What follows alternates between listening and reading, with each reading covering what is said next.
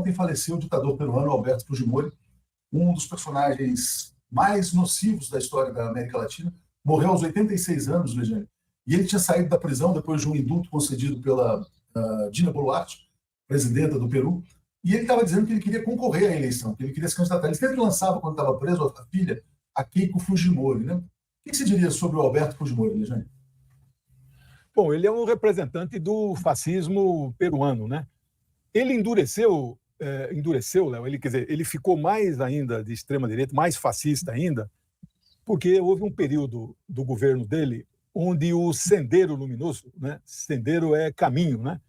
O Sendero Luminoso é o Partido Comunista Peruano Maoísta, né? Do camarada Gonzalo, né? Que morreu. Guzmán, alguma coisa assim? Abimael Guzmán, ele morreu na cadeia. Abimael Guzmán, ele morreu na cadeia.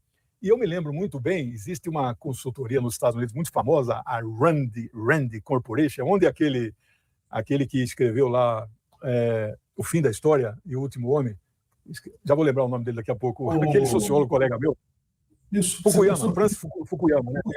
Você sabe que ele escreveu um livro 10 anos depois fazendo autocrítica, não, a história não acabou, etc, né? Bom, o que ele diria hoje, né? Esse mundo multipolar emergindo, já pensou?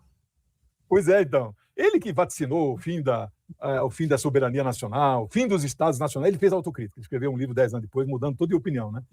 Mas a Rand escreveu assim, e essa Rand é uma consultoria caríssima, né? O Sendero está com a palma no poder, quase conquistando. A guerrilha senderista era muito forte.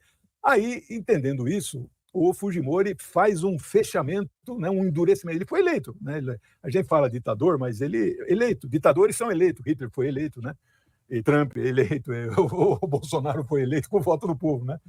Então, ele fechou o poder. E nesse período, naquele primeiro período, os senderistas fazem operações cinematográficas.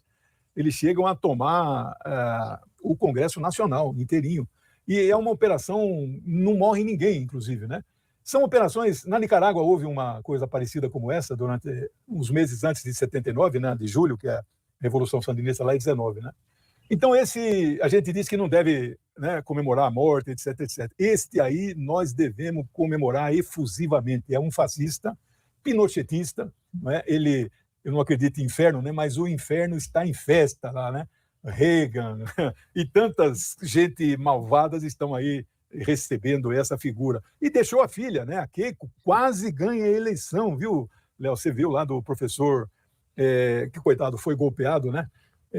Por 30 mil votos. E nesse ponto, né, você vê que quem acabou estabilizando a situação, por incrível que pareça, foi o Joseph Biden, né? O Biden, quando a Corte Eleitoral do Peru proclamou o resultado lá do professor do primário lá, a velhice chegando, vou te falar, a gente vai esquecendo, né? Mas ele foi golpeado, né? E quando o convidado esquece, o apresentador esquece também, né? O professor lá que foi golpeado no Peru. Mas veja só, a Keiko, ele ganhou por 30 mil. Aí o Biden, no mesmo dia, reconhecendo a lisura do processo peruano e reconhecendo a vitória lá do professor, né? Então, é isso, né? Esse Fujimori não deixará absolutamente nenhuma saudade, né? Eu estava lendo sobre o Fujimori e, assim, quer dizer, ele foi presidente mais ou menos contemporâneo do Fernando Henrique Cardoso, né? O que foi o sucesso inicial dele? Ele conseguiu estabilizar a economia, então teve um plano econômico que, de alguma maneira, controlou a inflação no Peru. Teve essa ação na segurança, como você lembrou bem, né? Prendendo os líderes do Sendero Luminoso, etc. e tal, e se tornou uma figura bastante popular no Peru. Depois, ele dá aquele famoso autogolpe para se manter no poder. Ele acreditava que o Congresso era um obstáculo às suas reformas, né? E, no final das contas, explodem vários escândalos, Legiane, assim, de corrupção, violações de direitos humanos. Ele foi denunciado por um ex-assessor, que era o Montesinos. Ele chegou a ser gravado em orgias, em coisas desse tipo também. Então, assim, quer dizer, é a figura mais polarizadora da história do Peru. A gente publica um bom perfil, né? E o Peru, na verdade, ele viveu um ciclo de desenvolvimento bastante interessante depois, com governos populares. O Ollanta Humala, os outros presidentes que vieram, o próprio Alan Garcia, quando voltou, e foi o grande alvo da Lava Jato depois do Brasil, né, Legiane? Acho que é importante a gente mencionar isso. Foi essa destruição da Lava Jato que também tirou o Peru dos trilhos. Hoje o Peru tem uma presidente ilegítima, né? Muitas pessoas dizem que a Dina Boluarte não tem legitimidade para ser presidenta do Peru, mas é uma economia que mais ou menos está se ajustando. Eu queria só botar uma notícia na tela aqui. o maior investimento da China na América do Sul está acontecendo no Peru, que é esse mega porto de Chancay. A construção já está em 92% concluída. Esse porto é crucial para esse projeto de integração oceânica, né, da América do Sul, do Atlântico ao Pacífico.